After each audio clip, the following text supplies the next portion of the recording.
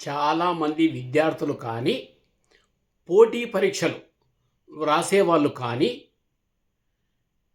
చదివింది త్వరగా మర్చిపోతా ఉన్నాము. ఎందుకు గుర్తుండడం లేదు? ఈరోజు చదివినటువంటి ఒక అంశం ఏదైతే ఉందో, ఒక టాపికు మళ్ళీ ఒక వారం రోజుల తర్వాత దానిపైన గుర్తు తెచ్చుకోవడము కొంచెం కష్టంగా ఉంటుంది. ఎందుకు ఈ విధంగా మర్చిపోతా ఉన్నాం?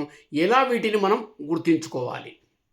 ఆ చదివిన అంశాలను ఏ విధంగా గుర్తించుకోవాలి అనే దాని గురించి మనం తెలుసుకున్నట్లయితే, చాలామంది అంటే మన యొక్క దేశంలో అత్యున్నతమైనటువంటి పోటీ పరీక్ష సివిల్స్ నుంచి మొదలుకొని కింది స్థాయి వరకు ఎవరైతే ఈ పోటీ పరీక్షల్లో విజేతలుగా నిలిచిన వాళ్ళ యొక్క అనుభవాలను బట్టి వాళ్ళు చెప్పినవి ఏంటి అంటే, మనము ఒకసారి చదివింది మన యొక్క మెదడులో ఎలా నిక్షిప్తమైపోవాలి అంటే, వాళ్ళు చెప్తున్న కొన్ని సూచనలు ఏంటి అంటే, మొదటిసారి చదివినప్పుడు ఎంతవరకు అవగాహన అయిందో ముందు తెలుసుకోవాలి. ఆ చదివిన అంశాన్ని మళ్ళీ రెండోసారి రిపీట్ అంటే రిపీట్ అనేది చాలా అవసరం అంటున్నారు వాళ్ళు. ఎంత రిపీట్ చేస్తూ ఉంటే అంత మన మైండ్లో కెపాసిటీ అనేది, కెపాసిటర్ ఎట్లయితే మన శక్తిని ఎట్లయితే కెపాసిటర్ దాచి ఉంటుందో ఆ విధంగా ఉంటుంది అంటున్నారు.